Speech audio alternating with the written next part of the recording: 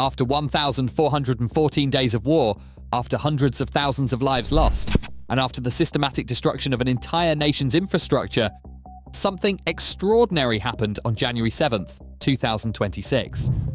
Ukrainian President Volodymyr Zelensky stood before the world and made a statement that would have seemed unthinkable just months ago.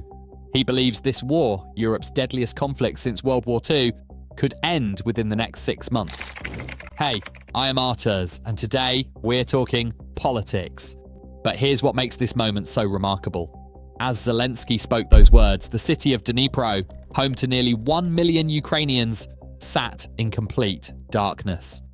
A power plant explosion had knocked out electricity and water to the entire city, leaving hospitals scrambling for generator power and metro systems grinding to a halt. This is the brutal paradox of where Ukraine finds itself today, on the precipice of a potential peace breakthrough, while simultaneously enduring the ongoing devastation of Russian aggression. Let's break down exactly what happened over the past 48 hours, because the diplomatic developments have been nothing short of historic. On January 6th and 7th, representatives from 35 nations gathered at the Élysée Palace in Paris for what is being called the largest coalition of the Willing Summit ever held. 27 heads of state attended in person, alongside NATO Secretary-General Mark Rutte and top European Union officials. The meeting was hosted by French President Emmanuel Macron, and critically, it included two of the most influential figures in the Trump administration, Special Envoy Steve Witkoff and the president's son-in-law, Jared Kushner. What emerged from those talks has fundamentally changed the trajectory of peace negotiations. President Zelensky arrived in Paris on January 6th, immediately entering a one-on-one meeting with Macron before joining the broader coalition discussions. After 2 days of intensive negotiations, Zelensky declared that the talks had reached what he called a new milestone. His optimism was not mere diplomatic politeness. Speaking at the opening ceremony of Cyprus's presidency of the European Union Council, Zelensky said he sincerely believes this war can be ended during Cyprus's presidency, which runs from January through the end of June 2026. Think about what that means. After nearly 4 years of grinding warfare, after Russia occupied approximately 20% of Ukrainian territory, an area roughly equivalent to the size of Pennsylvania or Ohio, Zelensky is now pointing to a specific 6-month window for ending the conflict. But why is he suddenly so confident? The answer lies in what was actually agreed upon during those Paris talks. For the first time, concrete security arrangements are taking shape. British Prime Minister Keir Starmer and French President Emmanuel Macron signed what they are calling a declaration of intent, committing their nations to deploy troops on Ukrainian soil after a ceasefire is reached. This is not vague diplomatic language. Starmer announced that the United Kingdom and France will establish military hubs across Ukraine and build protected facilities for weapons and military equipment to support Ukraine's defensive needs. Macron went even further, telling French television that several thousand French soldiers could be deployed to Ukraine to maintain peace. He emphasized these forces would not engage in combat, but would serve as what he called a force of reassurance. Now here is the critical element that has not received enough attention. Zelensky revealed after the summit that specific leadership roles have been determined. Countries have been identified to take leadership positions in ensuring security on land, in the sky, at sea, and in reconstruction. Forces needed have been determined. Command structures have been established. This is no longer theoretical. This is operational planning. The involvement of the United States in this framework cannot be overstated. While Washington notably did not sign the joint statement promising robust security guarantees, American participation has been central to the negotiations.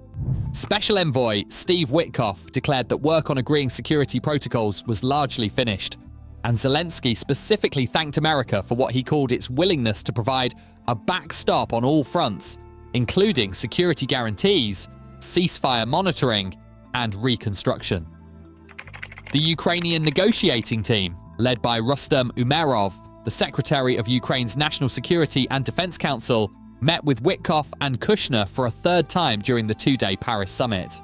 Umerov revealed that discussions centered on the peace framework and what he described as further contacts at the leaders' level involving Ukraine, European partners, and the United States. That suggests a Trump, Zelensky, and European leaders summit may be on the horizon. There is even more significant context here. Ukrainian officials have been signaling that 90% of the peace plan has already been agreed upon.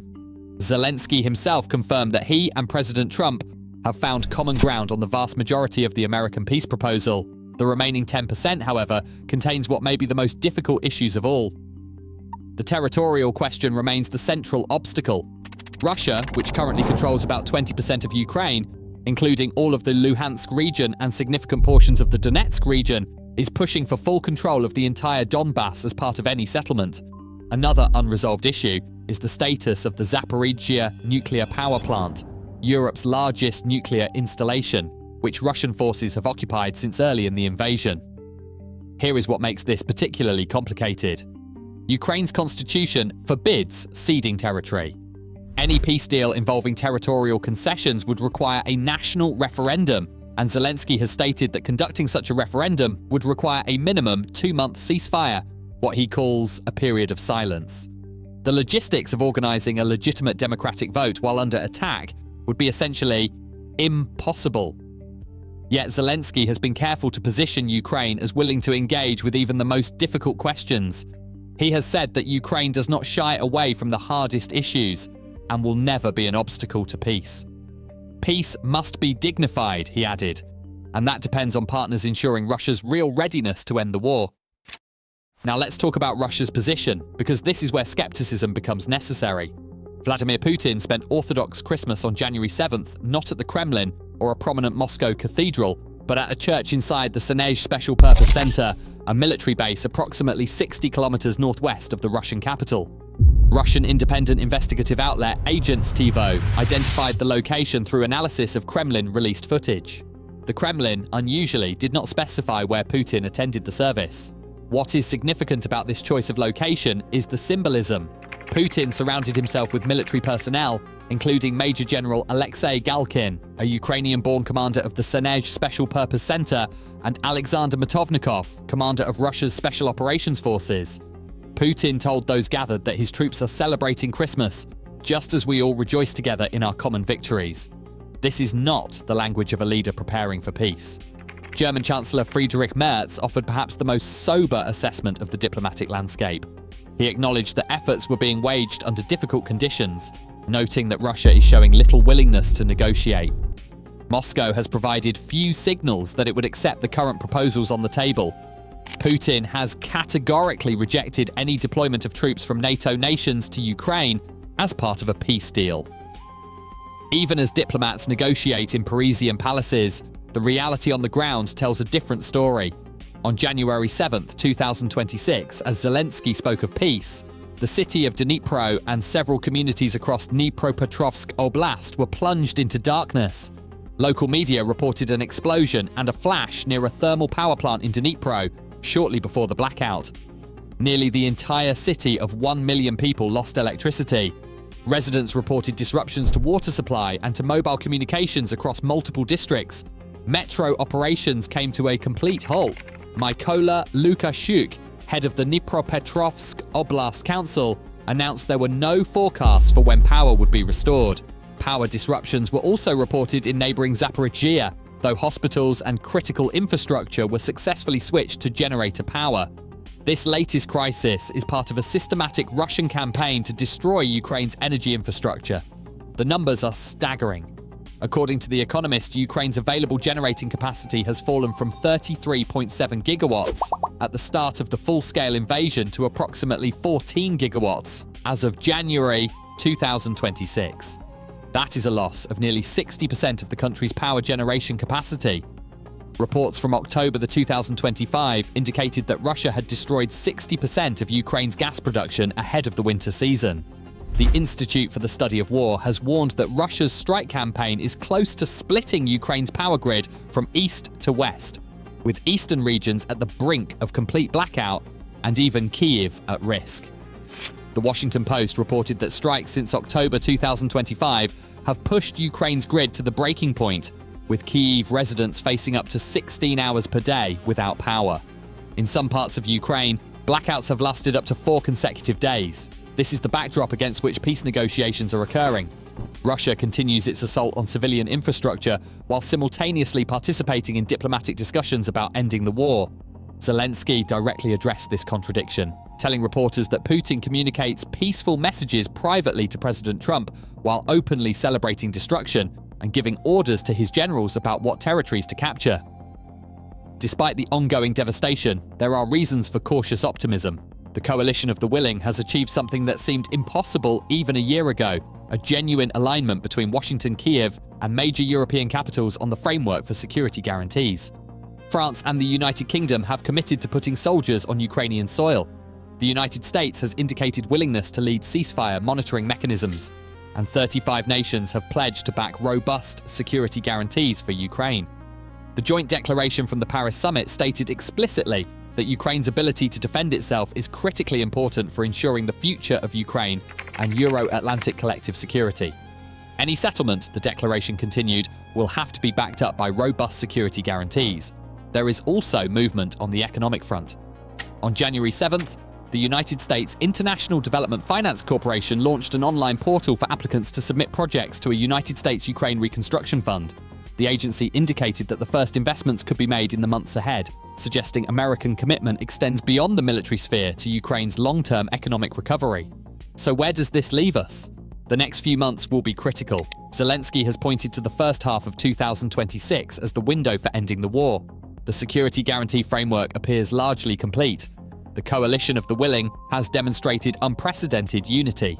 And crucially, the Trump administration, despite criticism that it has sometimes bent toward Kremlin narratives, is deeply engaged in brokering a settlement. But major obstacles remain.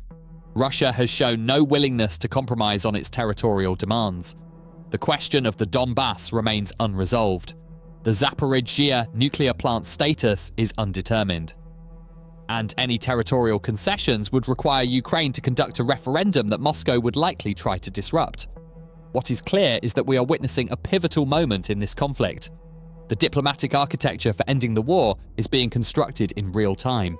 The question is whether Russia will choose to participate or whether Putin, celebrating Christmas at a military base surrounded by generals, has already made a different calculation. For the people of Dnipro, sitting in the cold and darkness on January 7th, the promise of peace by summer must feel both tantalizingly close and impossibly distant. They are living the contradiction of this moment, negotiations advancing toward a potential breakthrough while bombs continue to fall and power plants continue to burn. 1,414 days of war, hundreds of thousands dead, 20% of a nation occupied, and now perhaps a 6-month countdown to peace. What happens between now and the end of June 2026 will determine the future of Ukraine, the future of European security, and perhaps the future of the international order itself. The world is watching. History is being written. And for the first time in nearly 4 years, there is genuine reason to believe that the guns might actually fall silent.